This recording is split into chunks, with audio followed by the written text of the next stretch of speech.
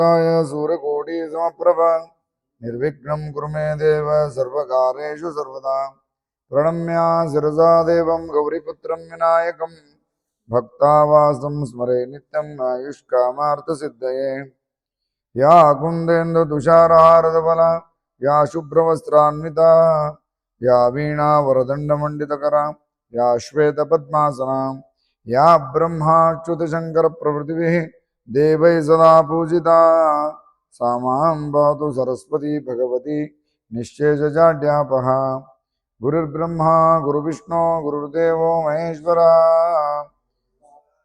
परब्रह्म तस्मै श्रीगुरुवे नमः आदिनाथ सदा पूज्यो मत्स्येन्द्र सप्तशृङ्गकः भग्नावयाश चौरङ्गी मीनगोरक्षको नुतो शाम्भवा शाद्वयानन्दो गृहिणीश्च निवृत्तिकः ज्ञानेश्वर सिद्धार्थस्तु सुत्यो बालेश्वरस्तथा राजा रामश्च नाथाग्रश्चिदम्बरप्रसादकः जीवेश्वरो गुरुश्रेष्ठस्तथा भागीरथी गुरुः दत्तमल्लारिरूपेण्यो मनोहर गुरुपरः श्रीमत्परम्परा प्राप्ताः गुरुवश्य सनातनः गुरुनमः पुरश्रेष्ठे राजा राम मठे परे वारकरी सांप्रदायोत्था पूज्या गुरु परंपरा सद्गुरुनाथ महाराज की जय।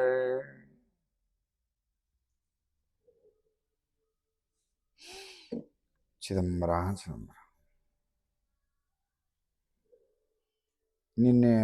ನಿನ್ನೆವರೆಗೆ ಮಹಾಸ್ವಾಮಿಗಳ ಈ ದಿವ್ಯ ಲೀಲೆಗಳನ್ನು ಮೆಲುಕು ಹಾಕ್ಲಿಕ್ಕತ್ತೀವಿ. ನಿನ್ನೆವರೆಗೆ ಏನಾಯ್ತು ಅಂದ್ರೆ ನಾರಾಯಣೀತಿಗಳ ಆ ದಿವ್ಯ ಚರಿತ್ರೆಯನ್ನು ಕೇಳಿದ್ರಿ. ನಾರಾಯಣೀತಿಗಳ ಆಶೀರ್ವಾದದಿಂದ, ಚಿದಂಬರ ಮಹಾಸ್ವಾಮಿಗಳ ಒಂದು ಆಶೀರ್ವಾದದಿಂದ ಸಖಾರಾಮ ಆ ಕಾರಾಗೃಹದಿಂದ ಹೊರಗೆ ಬಂದು ಚಿದಂಬರ ಮಹಾಸ್ವಾಮಿಗಳ ಒಂದು ವಿಶೇಷ ಅನುಗ್ರಹ ಪಡೆದು ಮುಂದೆ ಕಡಿಯವರೆಗೂ ಸಖಾರಾಮ್ ಗರ್ದೇವರು ಅಂತೇಳಿ ಶ್ರೀಮತ್ ಚರಿತ್ರೆಯನ್ನು ಬರೆದಂಥ ವಿಚಾರಗಳನ್ನು ನಿನ್ನೆ ಹೇಳಿದ್ವಿ. ಅವ್ರದ್ದು ಇನ್ನೂ ಸ್ವಲ್ಪ ವಿಚಾರ ನಿನ್ನೆ ಅರ್ಧ ಆಯ್ತದು. ಸಖಾರಾಮ್ ಗರ್ದೇವರು ಯಾವಾಗ ಚಿದಂಬರ ಮಹಾಸ್ವಾಮಿ ದರ್ಶನಕ್ಕೆ ಬಂದರು ನೋಡಿ ಬಹಳ ಆನಂದ ಆಯ್ತು. ಅವ್ರಿಗೆ ದತ್ತನೇ ಸಾಕ್ಷಾತ್ ದತ್ತ ರೂಪದಿಂದ ದರ್ಶನ ಕೊಟ್ಟಿದ್ದಲ್ದ ಚಿದಂಬರ ಮಹಾಸ್ವಾಮಿಗಳು ಒಂದು ಮಾತು ಹೇಳಿದರು, ಸಖಾರಾಮ ಏನಲ್ಲೇ ಚರಿತ್ರೆ ಬರೆದು ಬಂದಿಲ್ಲಪ್ಪ, ಚರಿತ್ರೆ ಬರೆದಿಲ್ಲ, ಅದನ್ನು ಹೋಗಿ ಬರ್ಕೊಂಬ ಅಂದ್ರೆ, ಹಾಳಿ ಒಳಗೆ ಹೋಗಿ ಬರ್ಕೊಂಬ ಅಂದರು. ಕಾರಾಗೃಹದಿಂದ ಏನು ಬಿಡುಗಡೆಯಾಗಿ, ಜೈಲಿನಿಂದ ಬಿಡುಗಡೆಯಾಗಿ ಈಗ ಬಂದಾನ. ಮತ್ತು ಸ್ವಾಮಿಗಳು ಹೇಳಿಕತ್ತಾರ, ಚಿದಂಬರ ಮಹಾಸ್ವಾಮಿಗಳು ಏನು ಹೋಗಿ ಅವ್ನು ಕುತ್ಕೊಂಡು ಬರ್ಕೊಂಬ ಅನ್ಲಿಕತ್ತಾರ. ಅಲ್ರಿ ನಾ ಬಿಟ್ಟು ಬಂದಿದ್ದ ದೊಡ್ಡದು ಇದಾಗ್ಯದಲ್ಲಿ ಮತ್ತು ನಾ ಹೇಳಿಕತ್ತೇನಲ್ಲಿ ಹೋಗು, ಎಲ್ಲ ನಿನಗೆ ಅನುಕೂಲ ಮಾಡಿಕೊಡ್ತಾರೆ. ಹೊಳ್ಳಿ ಅಲ್ಲಿ ಹೋಗೋದ್ರೊಳಗೆ ಎಲ್ಲ ಅನುಕೂಲ ಮಾಡಿಟ್ಟಿದ್ರು. ಅವಾಗ ಹಾಳಿ ಗಲಗು ಮಸಿ ಎಲ್ಲ ರೆಡಿ ಮಾಡಿಟ್ಟಿದ್ರು. ಮತ್ತು 3 ದಿನಗಳ ಕಾಲ 3-4 ದಿನಗಳ ಕಾಲ ಅಲ್ಲಿ ಉಳಿದು ಗಾಡಿ ಮೇಲೆ ಬರೆದಿದ್ದಲ್ರಿ ಅವನು ಮತ್ತೆ ಹಾಳಿ ಒಳಗೆ ಬರ್ಕೊಂಡು ಹೊಳ್ಳಿ ಬರ್ತಾನೆ. ಮುಂದಿನೆಲ್ಲ ಬರಿ ಅಂದಾಗ ಮುಂದೆ ಸುಮಾರು 52 ಅಧ್ಯಾಯಗಳನ್ನು ಭಾಳ ಚಂದ್ರ ಶ್ರೀಮತ್ ಚರಿತ್ರೆ ಅನ್ನುವಂಥ ಅದರೊಳಗೆ ಬರೆದು ಆ ಗ್ರಂಥ ಭಾಳ ಚಂದ. ಅದರೊಳಗೆ ಅಷ್ಟು ಅಭಂಗಗಳು, ಚರಿತ್ರೆಗಳು ಸ್ವತಃ ಎದುರಿಗೆ ನೋಡಿರ್ತಕ್ಕಂಥದ್ದು. ಅವನು ಯಾಕಂದ್ರೆ ಸದಾಕಾಲ ಮಹಾಸ್ವಾಮಿಗಳ ಜೋಡಿನೇ ಇರ್ತಿದ್ದ. ಅವ್ರ ಬಗ್ಗೆ ಭಾಳ ಚಂದ ಬರ್ದಾನ ಮತ್ತು ಅತಿ ಹತ್ತಿರದಿಂದ ಸ್ವಾಮಿನ ನೋಡಿರ್ತಕ್ಕಂಥ ಆ ಶ್ರೀಮತ್ ಚರಿತ್ರೆಯನ್ನು ಭಾಳ ಚಂದ ಬರ್ದಾನ. ಅಲ್ಲಿಂದ ಇದೆಲ್ಲ ಎಲ್ಲಿ ಭೇಟಿಯಾಗಿದ್ರು ಅಂದ್ರೆ ದೇವಲಾಪುರದೊಳಗಿದ್ರು. ಮುಂದೆ ಸಖಾರಾಮ್ ಗರ್ದೇವರು ಅಲ್ಲೇ ಉಳಿದ್ರು. ಅವ್ರ ಜೋಡಿನ ಅಖಂಡ ಸೇವಾ ಮಾಡ್ಕೋತ ಉಳಿದ್ರು. ಮುಂದೆ ದೇವಲಾಪುರ ಸುಮಾರು 1.5 ವರ್ಷಗಳ ಕಾಲ ದೇವಲಾಪುರದಾಗಿರ್ತಾರೆ. 1.5 ವರ್ಷಗಳ ಕಾಲ ಇರ್ತವೆ. ಅಲ್ಲೇ ಏನಾಗಿತ್ತಂದ್ರೆ ಮತ್ತು ಬೀಳ್ಲಿಕ್ಕೆ ಒಂದು ಏನೋ ಕಾರಣ ಆಗ್ಬೇಕಲ್ರಿ ದೇವಲಾಪುರಕ್ಕೆ. ಅಲ್ಲಿಂದ ಮತ್ತಿನ್ನು ಬಿಡಬೇಕಾಗಿತ್ತು. ಅದಕ್ಕೆ ಮತ್ತು ಮಹಾಸ್ವಾಮಿಗಳು ಏನು ನಾನಾ ರೀತಿಯ ಆಟಗಳನ್ನು ಮಾಡ್ತಿದ್ರು. ಅಲ್ಲೇ ಏನಾಗಿತ್ತಂದ್ರೆ ಒಂದು ಅಜ್ಜಿ ಇತ್ತು, ಒಂದು ಮುದುಕಿತ್ತು. ಆ ಮುದುಕಿ ಪಾಶ್ಚಾಪುರದಾಗ ಇರ್ತಿದ್ಲು. ಪಾಶ್ಚಾಪುರ ಬೆಳಗಾವಿ ಹತ್ರ ಪಾಶ್ಚಾಪುರದಲ್ಲಿ ಆ ಪಾಶ್ಚಾಪುರಕ್ಕೆ ಇರ್ತಿದ್ಲು. ಮಹಾಸ್ವಾಮಿಗಳು ಕಾರ್ಯಾರ್ಥವಾಗಿ ಯಾಕೆ ಶಿಷ್ಯರನ್ನ ಉದ್ಧಾರ ಮಾಡೋ ಸಲುವಾಗಿ ಪಾಶ್ಚಾತ್ಯಕ್ಕೆ ಹೋಗಿರ್ತಾರೆ. ಅವರ ಮಗಳನ್ನ ಎಲ್ಲಿ ಅಂದ್ರೆ ಯಾವುದದು ಎರಜರ್ವಿ ಅಂತ ಏನದ, ಎರಜರ್ವಿಗೆ ಆಕಿ ಮಗಳನ್ನ ಕೊಟ್ಟಿರ್ತಾರೆ. ಇದು ಯಾವಾಗ ಆಗಿದ್ದು ಕತಿ ಅಂತ ಕೇಳಿದ್ರೆ, ಚಿದಂಬರ ಸ್ವಾಮಿಗಳು ಏನು ಮಾರ್ತಾಂಡ ದೀಕ್ಷಿತ ದೇಹ ಬಿಟ್ಟ ತಕ್ಷಣ ಏನು ಸತ್ತಿಗಿರಿ ಇದು ಒಂದು ಪವಾಡ ಆತಲ್ಲ, ಸತ್ತಿಗಿರಿ ಆ ತಾಯಿಗೆ ನೀನು ಸತ್ತಿಗಿರಿಗೆ ಹೋಗು ಅಲ್ಲಿ ಹಿಂಗದ ಅಂತ ಮಕ್ಕಳನ್ನ ಕೊಟ್ಟರು. ಚಿದಂಬರ ಮಹಾಸ್ವಾಮಿ ಹೋಗಿ ಮಕ್ಕಳನ್ನ ಕೊಡ್ತಾರಂತ ಹೇಳಿ ಆ ಮಗಳನ್ನ ಕಳಿಸಿದ್ಲು. ಎಲ್ಲಿಂದ ಎರಜರ್ವಿಯಿಂದ ಮಗಳನ್ನ ಕಳಿಸಿದ್ರು. ಆ ಮಗಳನ್ನ ಹೋದ ಕೂಡಲೇ ತಂಗಿ ಈ ಜನ್ಮದಾಗ ನಿನಗೇನು ಮಕ್ಕಳು ಭಾಗ್ಯ ಇಲ್ಲ ಅಂತ ಸ್ವಾಮಿ ಹೇಳಿ ಕಳಿಸ್ಬಿಟ್ಟಿದ್ರು. ನೋಡು, ಎಲ್ಲರಿಗೂ ಮಕ್ಕಳನ್ನ ಕೊಟ್ಟಾನ, ನನಗೆ ನನ್ನ ಮಗಳಿಗೆ ಕೊಟ್ಟಿಲ್ಲಲ್ಲ, ಮಕ್ಕಳನ್ನ ಕೊಡ್ಲಿಲ್ಲಲ್ಲ. ಅದು ಒಂದು ಮುದುಕಿಗೆ ಸಿಟ್ಟಿತ್ತು. ನೀವು ಎಲ್ಲರಿಗೂ ಕೊಟ್ಟವ ನನ್ನ ಮಗಳಿಗೆ ಕೊಡ್ಲಿಲ್ಲ ಅನ್ನುವಂಥ ಒಂದು ಸಣ್ಣ ಭಾವ ಇತ್ತು. ಪಾಶ್ಚಾತ್ಯಪುರಕ್ಕೆ ಬಂದಾಗ ಪಾಶ್ಚಾತ್ಯಪುರದಾಗ ಅಜ್ಜಿ ಇದು ನೋಡಿದ್ರು, ಸ್ವಾಮಿ ಎಲ್ಲ ಸಣ್ಣಂದಿರ್ತಲ್ಲ ನೋಡಿದ್ರು. ಅವಾಗ ಬಂದು ದರ್ಶನ ತಗೊಂಡ ತಕ್ಷಣ ಅವ ಹೆಂಗಿದ್ದೀವ, ಆರಾಮಿದ್ದೇನ್ರಿ, ಮತ್ತು ನಾನು ಇವತ್ತು ನಿಮಗೆ ಭಿಕ್ಷಾ ವ್ಯವಸ್ಥೆ ನಾನು ಮಾಡ್ಬೇಕಂತ ಮಾಡೀನಿ, ಮತ್ತು ನಿಮ್ಮ ಅಪ್ಪರು ಬರ್ತಿದ್ರು ಗೊತ್ತದ ನಿಮಗೂ, ಮತ್ತು ನಾನು ಸಹಿತ ಭಿಕ್ಷಾ ನಾನೇ ಮಾಡ್ಬೇಕಂತ ಇಚ್ಛೆ ಅದ, ಅದಕ್ಕೆ ನೀವು ನಮ್ಮ ಕಡೆಯಿಂದ ಭಿಕ್ಷಾ ಸ್ವೀಕಾರ ಮಾಡಬೇಕು. ಇವತ್ತು ನಾನೇ ಅಡುಗೆದೆಲ್ಲ ವ್ಯವಸ್ಥೆ ಇಲ್ವಾ. ಈಗ ನಾನು ವರ್ತದೊಳಗಿರೋದ್ರಿಂದ ಎಲ್ಲ ನನ್ನ ಕಡೆ ಹಚ್ಕೊಂಡು ಎಲ್ಲ ಅಕ್ಕಿ ಬೇಳೆ ಬೆಲ್ಲ ಎಲ್ಲ ಅವ, ತುಪ್ಪ ಒಂದೇ ಇಲ್ಲ. ನೀವು ಹ್ಞೂ ಅಂದ್ರೆ ಬೇಕಾದ್ರೆ ಒಂದು ತುಪ್ಪ ಒಂದು ಕೊಡು ಅಂದ್ಲು. ಆಕಿಗೆ ಭಾಳ ಆಗಿತ್ತು. ಯಾಕಂದ್ರೆ ಆಕಿ ತಲೆಯಾಗ ಹೆಂಗೆ ವಿಕಲ್ಪ ಬಂದಿತ್ತಂದ್ರೆ, ಚಿದಂಬರ ಮಹಾಸ್ವಾಮಿಗಳ ಮೇಲೆ ಸಿಟ್ಟು ಬಂದು ಅವ್ರನ್ನ ತುಪ್ಪ ಹಾಕಿ ಕೊಂದು ಬಿಡ್ಬೇಕಂತ ನಿರ್ಣಯ ಮಾಡಿದ್ವಿ. ನೋಡ್ರಿ, ದೇವತೆಗಳು ಬಿಟ್ಟಿದ್ದಲ್ರಿ ಇದು ದ್ವೇಷ. ನಮ್ಮ ಮನುಷ್ಯರ ಬುದ್ಧಿ ಎಷ್ಟಿರ್ತದ, ಭಗವಂತನ ಬುದ್ಧಿ ಹೆಂಗಿರುತ್ತೆ. ಭಗವಂತ ಬಾ ಕರುಣಾಮಯ ಇರ್ತಾನೆ. ತುಪ್ಪದ ವಿಷ ತುಪ್ಪ ಹಾಕೋದು ಅದರಲ್ಲೇ ಕೊಲ್ಬೇಕಂತ ವಿಚಾರ ಇತ್ತು ಆಕಿಗೆ. ಮತ್ತು ಸ್ವಾಮಿ ತುಪ್ಪನ ಕೂಡ ಅಂದ್ಬಿಟ್ಟಲ್ಲ. ಎಷ್ಟು ಆನಂದ ಆತಂದ್ರೆ ಗಡಿಗೆ ತುಂಬ ಘಮ್ಮ ಅನ್ನೋ ತುಪ್ಪ, ಅದ್ರೊಳಗೆ ದೊಡ್ಡ ಕಾಲಕೂಟ ವಿಷವನ್ನು ಹಾಕಿ ಏನು ಭಾಳ ಆನಂದವಾಗಿ ಖುಷಿಲಿ ಕೊಟ್ಟು ಕಳಿಸಿದ್ಲಕ್ಕೆ. ಮಹಾಸ್ವಾಮಿಗಳು ನಿತ್ಯ ಅಗ್ನಿಹೋತ್ರಿಗಳು ಮಾಡ್ತಿದ್ರು. ಅಗ್ನಿಹೋತ್ರ ಕಾರ್ಯಕ್ರಮ ಮುಗೀತು. ಕಾರ್ಯಕ್ರಮ ಮುಗಿದಾಗ ಇದೇನು ಮಹಾಸ್ವಾಮಿಗಳಿಗೆ ಗೊತ್ತಿರಂಗಿಲ್ಲ, ಗೊತ್ತಿದ್ದೇ ಇರ್ತದೆ. ಅವಾಗ ಏನು ಮಾಡಿದ್ಲು ಅಂತ ಕೇಳಿದ್ರೆ, ಯಜ್ಞ ನಾರಾಯಣಿಗೆಲ್ಲ ಯಜ್ಞ ಪೂಜಾಗ ತುಪ್ಪ, ಹೋಮಕ್ಕೂ ಅದನ್ನು ತುಪ್ಪ ಹಾಕಿದ್ರು. ಸ್ವಾಮಿ ಎಲ್ಲ ನಿರ್ಣಯ ಅವ್ರು ಹಾಕಿದ್ರು, ತುಪ್ಪ ಆತು. ಆಮೇಲೆ ನೈವೇದ್ಯಕ್ಕೂ ತುಪ್ಪ ಹಾಕಿದ್ರು. ಹೊಳ್ಳಿ ಊಟಕ್ಕೆ ಕೂತ್ಕೊಂಡಾಗ ಅದ ತುಪ್ಪವನ್ನು ತಾವು ಬಡಿಸಿದ್ರು. ಅನ್ನಕ್ಕೆ ತುಪ್ಪ ಹಾಕಿದ ತಕ್ಷಣ ಅನ್ನ ನೀಲಿ ಆಗಿಬಿಡ್ತು, ಹಸಿರು ಬಣ್ಣದ್ದಾಗ್ಲಿಕ್ಕತ್ತು. ಹಸಿರು ಬಣ್ಣದ ಕೂಡ ಶಿಷ್ಯರಂದ್ರು, ಗುರುಗಳೇ ಇದ್ರೊಳಗೆ ಏನೋ ಬೇರೆ ಆದಂಗೆ ಅದ, ತಿನ್ಲಿಕ್ಕೆ ಹೋಗ್ಬೇಡ್ರಿ, ಯಾಕೋ ಏನೋ ಸಂಶಯ ಬರ್ಲಿಕ್ಕತ್ತದ. ಅವಾಗ ಒಂದು ವಿಚಾರ ಹೇಳಿದ್ರು ಮಹಾಸ್ವಾಮಿಗಳು. ಹೇಳಿದ್ರು, ನೋಡಪ್ಪ, ನಾನು ಇಷ್ಟೊತ್ತಂಗ ಇದನ್ನು ಪೂಜಾ ಮಾಡೇನಿ, ಅಗ್ನಿದೇವ ಇದನ್ನು ಈಗ ಅವ್ನು ಊಟ ಮಾಡ್ಯಾನಲ್ಲ, ಅಗ್ನಿಗೆ ಹಾಕೇನೀಗ, ಅಗ್ನಿನೂ ಆನಂದವಾಗಿ ತೊಗೊಂಡಾನು. ಮತ್ತಿನ್ನು ಪರಮೇಶ್ವರಿಗೂ ನೈವೇದ್ಯ ಮಾಡೇನಿ, ಪರಮೇಶ್ವರನು ತಿಂದಾನು. ಅಂದ ಮೇಲೆ ಮತ್ತು ನಾ ತಿನ್ಲಿದ್ರೆ ಅವನ ಪ್ರಸಾದ ದೂರ ಮಾಡಿದಂಗೆ ಆಗೋದಲ್ಲಿ ಏನು ಹಣೆ ಬರ್ದಾಗ ಆಗಿದ್ದು ಆಗೋದಪ್ಪ. ಯಾಕೆ ಅನ್ನಕ್ಕೆ ಸರ್ವತಾ ನಿಂದಿಸಬಾರದು, ಅನ್ನದ ಮೇಲೆ ನೀವು ಮಾಡಬಾರ್ದಪ್ಪ. ಅದೇನು ಆಗ್ತದ ಆಗಲಿ ಬಿಡು, ಈ ಶರೀರ ಮೋಹಕ್ಕೆ ಸಿಕ್ಕರೆ ಏನು ಆಗೋದು ಹೋಗುದ, ಮೋಹದಾಗ ಸಿಗಬಾರ್ದು. ಆಗ್ತದೆ ಬಿಡು ಅಂತೇಳಿ ಮತ್ತು ಅಕಸ್ಮಾತ್ ಬಿಟ್ಟೆ ಅಂದ್ರೆ ನಮಗೆ ದೋಷ ಬರ್ತದಪ್ಪ, ಅದಕ್ಕೆ ಹಂಗೆ ಮಾಡಬಾರ್ದು ಅಂಥೇಳಿ ಆದಂಥ ಸ್ವಾಮಿ ಚಿತ್ರಾವತಿ ತಿರುವಿ ಅನ್ನ ಒಂದು 4 ತುತ್ತು ತಿಂದಿದ್ರು. ಏನು ವಾಂತಿ, ಬಡ್ ವಾಂತಿ ಆತು. ಬಡ ಸ್ವಾಮಿ ಅಮೃತ ತೊಗೊಂಡು ಎದ್ದು ಹೋಗಿ ಸ್ನಾನ ಮಾಡಿದರು. ಸ್ನಾನ ಮಾಡಿ ಬರೋದ್ರೊಳಗೆ ಮೈ ತುಂಬ ಗುಳ್ಳಿ ಎದ್ದು ಏನು ಮಹಾಸ್ವಾಮಿಗಳು ಸಂಜೆ ಮಠ ಒದ್ದಾಡ್ಲಿಕ್ಕತ್ತಿದ್ರು. ಅವಾಗ ಇಲ್ಲಿ ಏನಾಗಿಬಿಡುತ್ತಂದ್ರೆ, ಸ್ವಾಮಿಗೆ ಯಾವಾಗ ಇಲ್ಲಿ ಗುಳ್ಳಿ ಎತ್ತು ಆ ಮುದುಕಿ ಇಡೀ ಮನೆ ತುಂಬ ಉಳ್ಳಾಡ್ಲಿಕ್ಕೆ ಹತ್ಬಿಟ್ಲು. ಮೈ ಎಲ್ಲ ಬೆಂಕಿ ಉಳ್ಳಾಡ್ಲಿಕ್ಕೆ ಹತ್ಬಿಟ್ಟ. ಮಹಾಸ್ವಾಮಿಗಳು ಅಂಥ ಟೈಮ್ದೊಳಗೆ ಅವನ ಶಿಷ್ಯನ ಕರೆದ್ರು, ಬೈಲಿ ಲೋಗನ್ ಬಾ. ಆ ಅಜ್ಜಿ ಮನೆಗೆ ಅಲ್ಲಿ ಹೋಗಿದ್ವಲ್ಲ, ಅಲ್ಲೇ ಪಶ್ಚಾಪುರದಾಗ ಇದ್ರು ಇನ್ನೂ ಅವರು. ಆ ಅಜ್ಜಿ ಮನೆಗೆ ಹೋಗಿದ್ವಲ್ಲ, ಅಜ್ಜಿ ಬೆಳಿಗ್ಗೆ ತುಪ್ಪ ಕೊಟ್ಟಾಳಲ್ಲ, ಅಕ್ಕಿಗೆ ಭಾಳ ತ್ರಾಸ ಆಗ್ಲಿಕ್ಕತ್ತದ. ಈ ಅಂಗಾರ ತೊಗೊಂಡು ಅಕ್ಕಿಗೆ ಹಚ್ಚಿ, ಅಕ್ಕಿ ಮೈ ತುಂಬ ಹಚ್ಚಿ ಬಿಡ್ರಿ ಜನ, ಹೋಗ್ರಿ ಲಗುನ್ ಹೋಗಿ ಹೇಳೋಗ್ರಿ, ಲಗುನ್ ಹೋಗ್ರಿ, ಮುದಿಗೆ ಸತ್ತ ಹೋಗ್ತದ ಅದು, ಹೆಚ್ಚು ಕಡಿಮೆ ಇದು ಮಾಡಲಿಲ್ಲ ಅಂದ್ರೆ ಹೋಗ್ರಿ ಅಂತೇಳಿ ಆ ಶಿಷ್ಯರು ಓಡಿ ಹೋಗಿ ಆಕಿಗೆ ಭಸ್ಮ ಹಚ್ತಾರ. ಆಕಿ ಬಾಯಾಗ ಸ್ವಲ್ಪ ಹಾಕಿದ ಕೂಳೆ ಆಕಿಗೆ ಸ್ವಲ್ಪ ಸಮಾಧಾನ. ಗುಳ್ಳೆ ಅಕ್ಕಿ ಮೈಯೆಲ್ಲ ಅವು ಕೆಂಪಾಗಿ ಹೋಗಿತ್ತು, ಗುಳ್ಳೆ ಆಗಿತ್ತು. ಈ ಕಡೆ ಕಡಿಮೆ ಆಯ್ತು, ಸಮಾಧಾನ ಆಯ್ತು ಮುದುಕಿಗೆ. ಆದಮೇಲೆ ಮಹಾಸ್ವಾಮಿಗಳು ಫುಲ್ ಮಲ್ಕೊಂಡ್ಬಿಟ್ರು. ಅವತ್ತೇನೋ ದರ್ಶನ ಏನು ಇರಲಿಲ್ಲ. ಅವತ್ತು ಅವರು ಮಲಗಿಬಿಟ್ರು. ಬೆಳಿಗ್ಗೆ ಎದ್ದಾಗ ಮಹಾಸ್ವಾಮಿಗಳಿಗೂ ಗುಳ್ಳೆಲ್ಲ ಮಾಯ ಆಗಿತ್ತು. ಆ ಕಡೆ ಮುದುಕಿನೂ ಆರಾಮಾಗಿತ್ತು. ಮುದುಕಿ ಎದ್ದು ಓಡ್ಕೋತ ಬಂತು.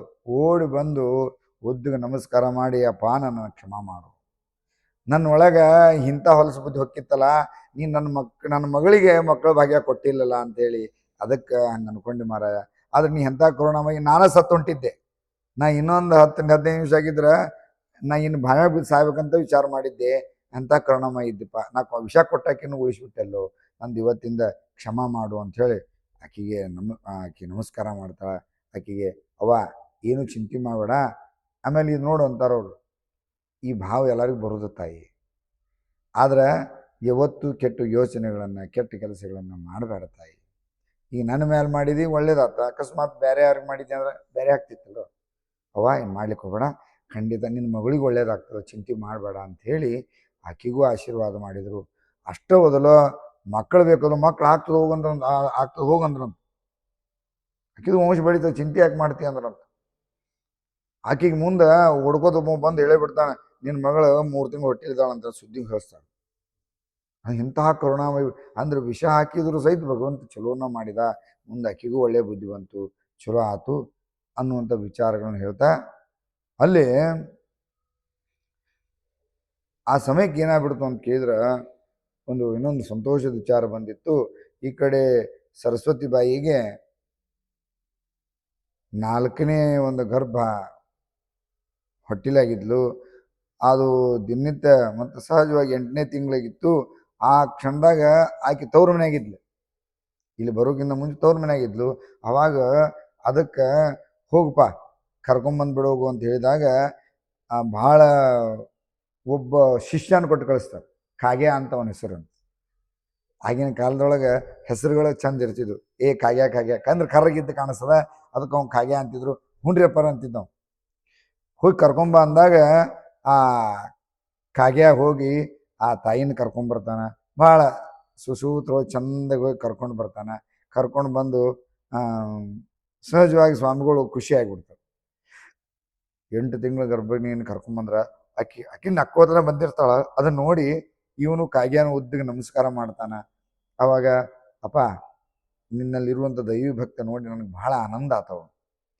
ಸಹಜವಾಗಿ ನಾನು ಬಡವ ಇದ್ದೇನೆ, ನನಗೆ ಉದ್ಧಾರ ಆಗಲಿ ಎಲ್ಲ ನೋಡ್ತಿರ್ತಾನೆ. ನನಗೂ ಒಂದು ಸ್ವಲ್ಪ ಏನಾರ ಸಹಜ ಭಾವ ಇರ್ತದೆ ನೋಡು. ಆ ಒಂದು ನಮಸ್ಕಾರ ಮಾಡಿದ ತಕ್ಷಣ ಮಹಾಸ್ವಾಮಿಗಳು ಬಹಳ ಆನಂದವಾಗಿ ಕೂತಿರ್ತಾರೆ. ಅಪ್ಪ ನೀನು ಇವತ್ತಿಂದ ನಿನ್ನ ಭಾಗ್ಯ ತೆರೀತು ನೋಡಪ್ಪ. ಮಹಾಸ್ವಾಮಿಗಳು ವಾಣಿ ಅಂತ, ಇವತ್ತಿಂದ ನಿಂದು ದೈವಂತ ಆದ, ನೀನು ಇನ್ಮೇಲೆ ಚಿಂತೆ ಮಾಡ್ಲಿಕ್ಕೆ ಹೋಗಬೇಡ, ಎಲ್ಲ ಒಳ್ಳೇದಾಗ್ತದೆ, ಹೋಗಿ. ಮುಂದೆ ಮನೆಗೆ ಬರ್ತಾನೆ. ಮನೆಗೆ ಬರೋದ್ರೊಳಗೆ ಆ ಯೋಗ ಮುಂದೆ ಸ್ವಲ್ಪ ದಿನದೊಳಗೆ 16 ಎತ್ತುಗಳು ಇಟ್ಕೊಂಡು ದೊಡ್ಡ ರೈತ ಆಗ್ತಾನಂತ. 16 ಎತ್ತಿನ ರೈತ.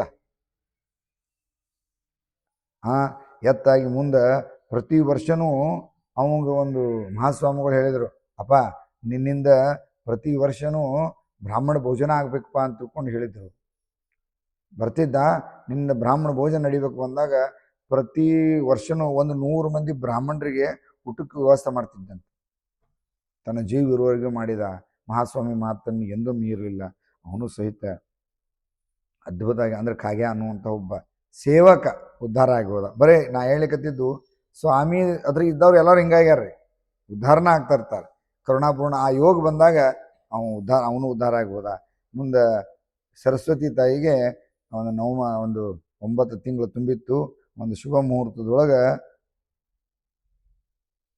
ಅವಂಗ ಗಂಡ ಮಗ ಹುಡ್ತದ. ಅವರಿಗೆ ವರರುಚಿ ಅನ್ನುವಂಥ ಹೆಸರಿಡ್ತಾರೆ. ವರರುಚಿ ಅಂತ ಹೆಸರಿಡ್ತಾರೆ. ಅಲ್ಲಿಂದ ಸ್ವಲ್ಪ ಆತು, ಒಂದು ಸ್ವಲ್ಪ ದಿನ ದಾಟಿತ್ರಿ. ಒಬ್ಬ ರಾಜ ಮಹಾಸ್ವಾಮಿಗಳನ್ನ ಮಹಾಸ್ವಾಮಿಗಳ ಹತ್ರಕ್ಕೆ ಬಂದ. ಜನ ಎಲ್ಲ ಇದ್ರು, ಏನು ಕೇಳವಲ್ರು. ಅವಾಗೆಲ್ಲ ಇದಿತ್ತಲ್ಲ, ಅದು ರಾಜ್ಯ ಮಿಲ್ಟ್ರಿ ರಾಜ್ಯ ಇತ್ತು ಅವಾಗ. ಮಹಾಸ್ವಾಮಿಗಳನ್ನ ಸಹಿತ ಬಂಧನ ಮಾಡ್ಕೊಂಡು ಹೋಗ್ಬಿಟ್ರಿ ಬಿಡ ಬಿಡ. ಸ್ವಾಮಿಗಳನ್ನ ಹಿಡ್ಕೊಂಡು ಹೋಗ್ಬಿಟ್ರು, ಚಿದಂಬರ ಮಹಾಸ್ವಾಮಿನ ಹಿಡ್ಕೊಂಡು ಹೋಗ್ಬಿಟ್ರು. ಹಿಡ್ಕೊಂಡು ಹೋಗಿ ಏನು ಬೇರೆ ಮಾತೇ ಇಲ್ಲ, ಸುಮ್ಮನೆ ಅವಾಗ. ಯಾಕಂದ್ರೆ ಆಗಿನ ಕಾಲ ಹಂಗೆ ಇರ್ತೈತೆ. ಅವ್ರೇನು ಬಡ ಬಡ ಬಂದರು, ಹಿಡ್ಕೊಂಡ್ರು, ಬಡ ಬಡ ತೋಪಿನ ಬಾಯಿಗೆ ಒಯ್ದು ಕಟ್ಟೆ ಬಿಟ್ರಿ. ತೋಪಿನ ಬಾಯಿಗೆ ಒಯ್ದು ಕಟ್ಟು, ಆ ತೋಪಿನ ಬಾಯಿಗೆ ಕಟ್ಟಿದ್ರು. ಅವ ಆಗಿನ ಕಾಲಕ್ಕೆ ಈ ಕೆಂಪು ವಸ್ತ್ರ ಬಿಡ್ತಾರೆ ತೋಪ್ ಹಾರಿಸೋದು. ತೂಪ ಹಾರಿಸಿದ್ರ ಮುಂದೆ ಕಟ್ಟ್ಯಾರ ಸ್ವಾಮಿನ. ಮುಂದೆ ಸ್ವಾಮಿ ತೋಪಿಗೆ ಇಟ್ಟಾರ. ತೋಪುಗಳು ಡಮ್ ಅಂದು. ಸ್ವಾಮಿ ಎರಡು ತೋಪ ಹಿಂಗೊಂದು ತೋಪ್ ಇಟ್ಟಾರ. ಸೀದಾ ಸ್ವಾಮಿಗೆ ಹೊಡಿಬೇಕವು. ಹೊಡೆದ್ರೆ ಶರೀರ ಛಿದ್ರಪದ್ರ ಆಗ್ಬೇಕು. ಅದ ತೋಪ್ ಹಾರಿಸಿದ ಕೆಂಪು ಅರ್ಬಿ ಹಿಂಗೆ ಬಿಟ್ಟು ತೋಪ್ ಹಿಂಗೆ ಹಿಂಗೆ ಹಚ್ಚಿದ್ರು. ಡಮ್ ಅಂದ್ವು. ಅದು ಹೋಗಿ ಸ್ವಾಮಿಗೆ ಬಿಡಿತು. ಸ್ವಾಮಿ ಟಣ್ ಅಂತ ಚಂಡ್ ಹಿಡ್ಕೊಂಡಂಗೆ, ಕ್ರಿಕೆಟ್ ಚಂಡ್ ಹಿಡ್ಕೊಂಡಂಗೆ ಹಿಡ್ಕೊಂಡ್ರು ಅವ್ನು. ಎರಡು ದೋಪ್ ಹಿಂಗೆ ಹಿಡ್ಕೊಂಡ್ರು. ಹೂವಿನ ಚಂಡ್ ಇದ್ದಂಗೆ ಅದು, ಹೂವು ಹಿಡ್ಕೊಂಡಂಗೆ ಹಿಂಗೆ ಹಿಡ್ಕೊಂಡ್ರು. ಅವಾಗ ಅಯ್ಯೋ ಯಪ್ಪ ಅಂದರು. ಅದು ಬಂದು ಡಮ್ ಅನ್ಬೇಕಲ್ಲ. ಸ್ವಾಮಿ ಹತ್ರಕ್ಕೆ ಬಂದು ಹೂವಿನ ಚಂಡ್ ಬಂದಂಗೆ ಬಂತು. ಸ್ವಾಮಿ ಹಿಡ್ಕೊಂಡು ಹೇಳಿದ್ರಂತ, ತಮ್ಮ ವ್ಯರ್ಥ ಶ್ರಮ ಪಡ್ಲಿಕ್ಕೆ ಹೋಗಬೇಡ, ನನ್ನನ್ನು ಯಾರಂತ ತಿಳ್ಕೊಂಡು ನೋಡು ಅಂತಂದಾಗ ಆ ರಾಜುಗೆ ಒಮ್ಮೆ ಗಾಬರಿ ಆಗ್ಬಿಡ್ತು.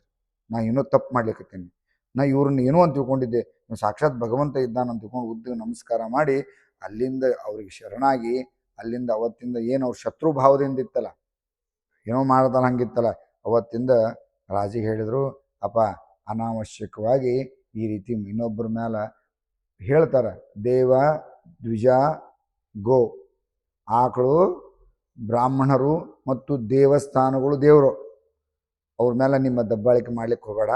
ಯಾಕಂದ್ರೆ ಜಗತ್ತಿನೊಳಗೆ ದೇವ ಸ್ವರೂಪಗಳು ಇರುವಂಥ ಇವರೆಲ್ಲ, ಅದಕ್ಕೆ ಅವನ್ನೆಲ್ಲ ಏನೂ ಮಾಡ್ಲಿಕ್ಕೆ ಹೋಗಬೇಡ.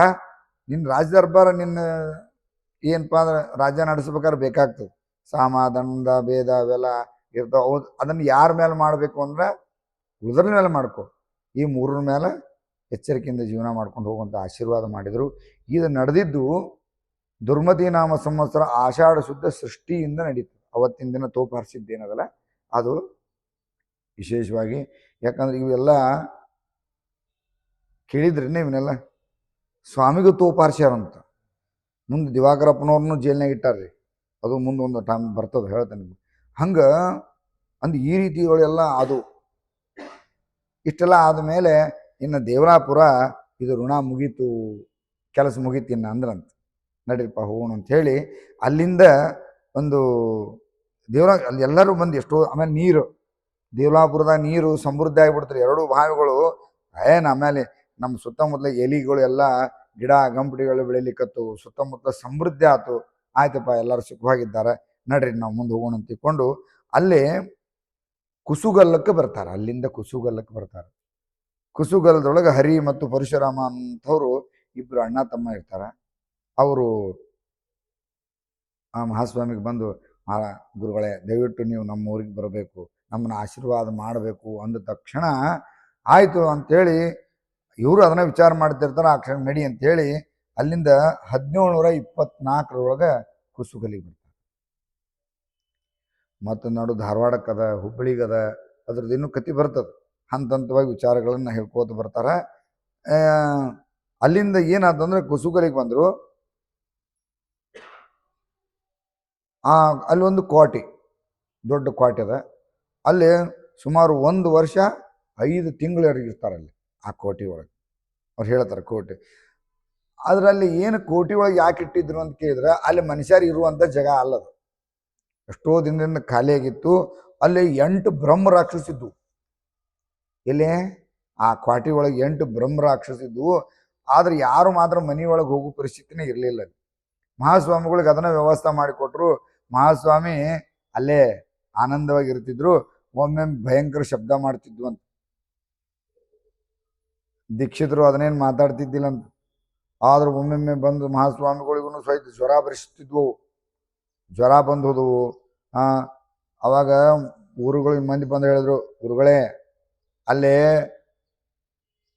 ಬ್ರಹ್ಮ ರಾಕ್ಷಸವ, ದೆವ್ವ ಭೂತ ಬಹಳವ, ಗುರುಗಳೇ ಅಲ್ಲಿ ಬೇಡ, ಈ ಕಡೆ ಬಂದು ಬಿಡ್ರಿ ಅಂತೇಳಿ ಎಷ್ಟೋ ಜನ ಹೇಳ್ತಿದ್ರಂತ. ಆದ್ರೆ ಮಹಾಸ್ವಾಮಿಗಳು ಮಾತ್ರ ಸ್ವಸ್ಥಾಗಿ ಏನು ನಿತ್ಯ ಕರ್ಮ ಮಾಡಿಕೊಂಡು ಅಲ್ಲಿ ಆನಂದವಾಗಿರ್ತಿದ್ದು. ಇವ್ರು ಯಾರು ಇವ್ರು? ಚಿದಂಬರ ಮಹಾಸ್ವಾಮಿಗಳು ಅಂದ್ರೆ ಯಾರು? ಸಾಕ್ಷಾತ್ ಪರಮೇಶ್ವರ ಇದ್ದಾನೆ. ಅವಂಗೇನು ಮಾಡ್ಲಿಕ್ಕೆ ಸಾಧ್ಯ? ಅದು ಕಲ್ಪನಾ ಇಲ್ಲ ಯಾರಿಗೂ. ಸಾಕ್ಷಾತ್ ಭಗವಂತ ಇದ್ದಾನವ. ಅವಾಗ ಒಂದು ದಿನ ದಿವಾಕರಪ್ಪನವ್ರು ಅವಾಗ ಸ್ವಲ್ಪ ಊಟಾಗಿದ್ರಿ, ಸಣ್ಣಗೂ ದೊಡ್ಡವರಾಗಿದ್ರು. ಅವ್ರ ಕನಸಿನೊಳಗೆ ಬ್ರಹ್ಮ ರಾಕ್ಷಸ ಬಂದುವಂತ. ಅವು ಯಾಕೆ ಏನು ಕೇಳಿಕತ್ತು ಅಂದ್ರೆ, ಗುರುಗಳು ಬಂದು ಇಷ್ಟು ದಿನ ಆಯ್ತು, ಅವ್ರು ನಮ್ಮನ್ನ ಎಂದು ಉದ್ಧಾರ ಮಾಡ್ತಾರೋ ಅಂತ ತಿಳ್ಕೊಂಡು ಕಾಯ್ಲಿಕತ್ತೀವಿ, ಅವ್ರು ನಮ್ಮನ್ಯಾಕೆ ಉದ್ಧಾರ ಮಾಡ್ಬಲ್ರು? ಅವ್ರ ಜೋಡಿ ನಿಂತು ಮಾತಾಡೋ ಧೈರ್ಯ ನಮಗಿಲ್ಲ. ನಿಂತು ಧೈರ್ಯ ಯಾಕಂದ್ರೆ ಅವ್ರನ್ನ ಬರೀ ಹೆಸರು ಕೇಳಿದ್ರೆ ಎದಿ ದಸ್ ಅಂದು ಹೋಗ್ತದೆ ನನಗೆ. ಅವ್ರು ಇಷ್ಟು ನಾವು ಅವ್ರನ್ನ ದೂರಿಂದ ಅವ್ರನ್ನ ಯಾಕಂದ್ರೆ ಅವ್ರು ನಮಗೆ ಕರುಣಾ ಮಾಡಲಿ, ನಮ್ಮನ್ನು ಉದ್ಧಾರ ಮಾಡ್ಲಿ ಅಂತ ತಿಳ್ಕೊಂಡು ಕಾಯ್ಲಿಕತ್ತೀವಿ. ನಮ್ಗೆ ಇಷ್ಟು ದಿನ ಆಯ್ತು, ನಮ್ಮನ್ನ ಯಾಕೆ ಉದ್ಧಾರ ಮಾಡ್ಬಲ್ರು? ಅದಕ್ಕೆ ನಾವು ಲಗುನ ಉದ್ಧಾರ ಮಾಡಲಿ ಅಂತ ಹೆಂಗಾರ ಅವ್ರನ್ನ ನಮ್ಮ ಉದ್ಧಾರ ಮಾಡ್ಲಿ ಅಂತ ತಿಳ್ಕೊಂಡು ಅವ್ರ ಚೀಲ ಉಳಿಸ್ತಿದ್ರು, ಬಾಂಡೆಗಳನ್ನ ಚೆಲ್ತಿದ್ರು, ಏನೇನೋ ಮಾಡ್ತಿದ್ರು. ಅದಕ್ಕೆ ನಮ್ಮ ಉದ್ಧಾರ ಮಾಡಂತ ಹೇಳ್ರಿ ಅವ್ನು ತಿಳ್ಕೊಂಡು ಯಾರಿಗೆ? ದಿವಾಕರಪ್ಪನವರಿಗೆ ಹೋಗಿ ಅವು ಕನಸಿನೊಳಗೆ ಬಂದು ಕಿವಿಯೊಳಗೆ ಬಂದು ಹೇಳ್ತಾವ.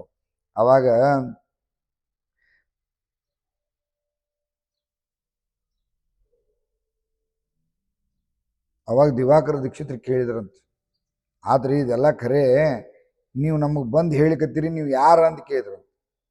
ಯಾರು ನೀವು ಅಂತ? ನೀವು ಏನು ನನಗೆ ನೀವು ಯಾರು ಅಂತ ಗೊತ್ತೇ ಇಲ್ಲ. ಅವ್ರು ಹೆಂಗದ್ರು? ಅವಾಗ ಅವರು ಹೇಳಿದ್ರಂತೆ, ನಾವು ಯಾಕಂದ್ರೆ ಈ ಬ್ರಹ್ಮ ರಾಕ್ಷಸ ಮೊದಲೇ ಬ್ರಹ್ಮ ರಾಕ್ಷರ ಆಗ್ಯವಲ್ಲ, ಅದಕ್ಕೆ ಕಾರಣ ಹೇಳ್ತೇನೆ ಕೇಳ್ರಿ. ನಾವು ಕಾಶಿ ಒಳಗೆ ದೊಡ್ಡ ಪಂಡಿತರು, ನಾವು ನಮ್ಮ ವಿದ್ಯಾಗ ಭಾಳ ನಾವು ಶಾಸ್ತ್ರಜ್ಞ ಪಂಡಿತರಿದ್ವಿ. ಹಿಂಗಾಗಿ ನಾವು ಏನು ಮಾಡ್ತಿದ್ವಿ ಅಂದ್ರೆ ಎಲ್ಲಿ ಬೇಕಲ್ಲಿ ಹೋಗಿ ಪಂಡಿತರನ್ನ ಗೆಲ್ಲುದ್ರಿ, ಗೆದ್ದು ಬರ್ತಿದ್ವಿ. ಅದರಿಂದ ಅವ್ರನ್ನೆಲ್ಲರನ್ನೂ ಅಕಸ್ಮಾತ್ ಅವ್ರನ್ನ ಮಾತಿನಿಂದ ಅವ್ರನ್ನ ಸೋಲಿಸಿ ಅವ್ರನ್ನ ಸಾಕಷ್ಟು ಪೀಡಿಸ್ತಿದ್ವಿ. ಹಿಂಗಾಗಿ ಒಂದು ದಿನ ಒಬ್ಬ ಮಹಾತ್ಮರ ಹತ್ರಕ್ಕೆ ಹಿಂಗೆ ವಾದ ವಿವಾದನ ಮಾಡ್ಬೇಕಾದ್ರೆ ನಾವು 8 ಮಂದಿ ಇದ್ವಿ. ಅವ್ರನ್ನ ನಾನಾ ರೀತಿ ನಾವು ಕಾಡಿಸ್ಲಿಕ್ಕತ್ತೀವಿ. ಅವರು ವೇದಗಳು ಎಲ್ಲರೂ ಇಲ್ಲಲ್ಲ, ಅವ್ರು ಮಹಾಜ್ಞಾನಿಗಳಿದ್ರು.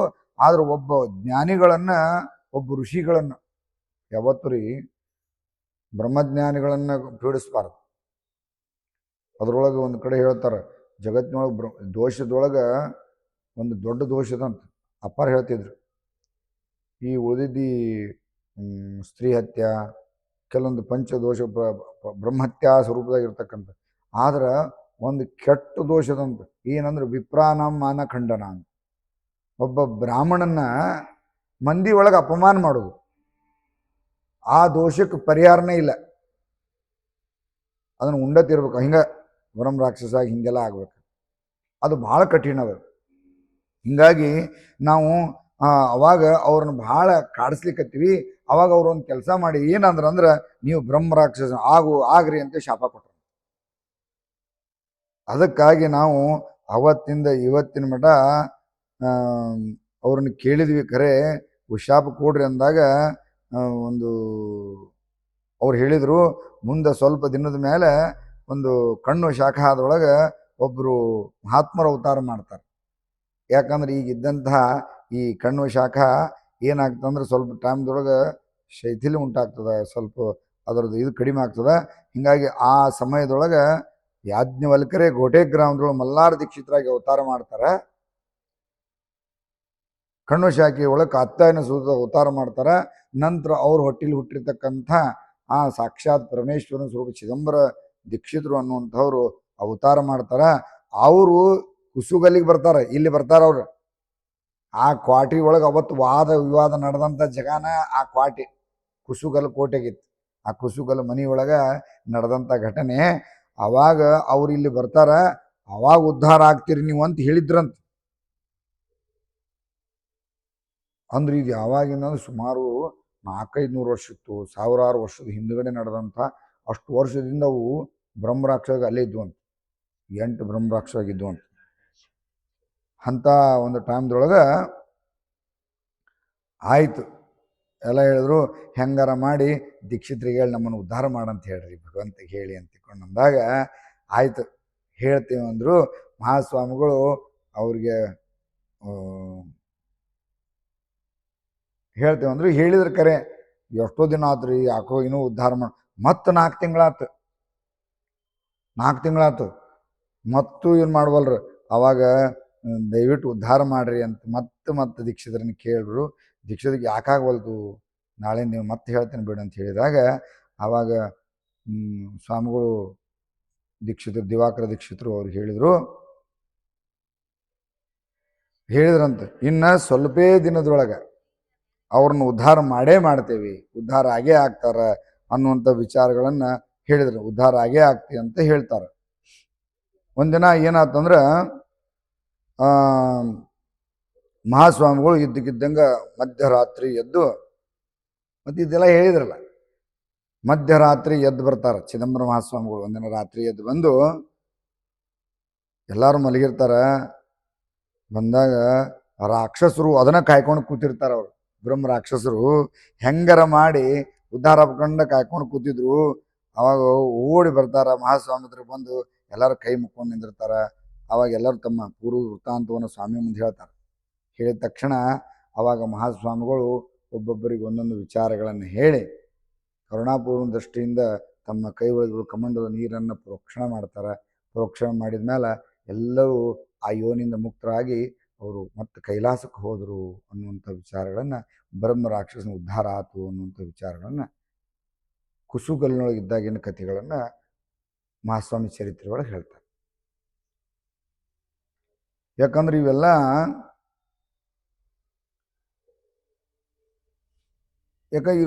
ಇದು ಇಲ್ಲಿ ಇವರು ಬರೆದಿದ್ದ ಸಹಿತ ಒಂಥರ ಆಗಿನ ಕಾಲಕ್ಕೆ ಅವ್ರಿಗೆ ಎಷ್ಟು ಸಿಕ್ಕದಷ್ಟು ಬರ್ದಾರ. ಏನು ಮಹಾತ್ಮರು ಬರ್ದಾರಲ್ಲ, ಒಂದೊಂದು ಲೀಲೆಗಳನ್ನು ಹೇಳ್ಕೊತ ಹೋಗ್ತಾರೆ. ಆದ್ರೆ ಅಲ್ಲಿಂದ ಮತ್ತೆ ಹುಬ್ಬಳ್ಳಿ ಒಳಗಿದ್ದಿದ್ದು ಅದು ಮತ್ತೆ ಮುಂದೆ ಬರ್ಬೋದು. ಇಲ್ಲಿ ಏನಾಗ್ಯದ ಅಂತ ಕೇಳಿದ್ರೆ, ಒಂದು ಅಲ್ಲಿದ್ದಾಗ ಇನ್ನೂ ಕತೆ ಭಾಳ ಬರೀ, ಅದು ಮತ್ತೆ ಮುಂದೆ ಇಲ್ಲಿ ಕತೆ ಬಂದಾಗ ಮುಂದೆ ಮತ್ತೆ ಹೇಳೋಣ ಅಂತ. ಆದ್ರೆ ಇಲ್ಲಿ ಏನಾಗಿತ್ತು ಅಂದ್ರೆ ಮುಂದೆ ಮತ್ತೊಂದು ಕತೆಗೆ ಹೇಳ್ತಾರೆ. ಇಲ್ಲಿ ರಾಮನ ಮದುವೆ ಆಗಿದ್ದು ಹೇಳ್ತಾರೆ. ಒಬ್ಬ ರಾಮ ಅನ್ನುವಂಥವ ಆ ಕೃಷ್ಣಾ ನದಿ ಇದಕ್ಕೆ ಕೂಡುವಂಥ ಜಾಗ ಯಾವುದು, ಸಮುದ್ರಕ್ಕೆ ಕೂಡುವಂಥ ಒಂದು ಜಾಗ ಅದ. ಅಲ್ಲಿ ಒಬ್ಬ ದೇಶಮುಖಿ ಕೆಲಸವನ್ನು ಸಾಗಿಸುತ್ತಿದ್ದ. ಅವನ ಹೆಸರು ರಾಮ ಅಂತ ಹೆಸರು.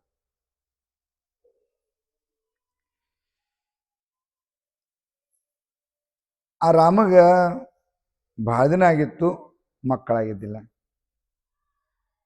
ರಾಮ ಅಂತ ಅನ್ನವ ಅವಂಗ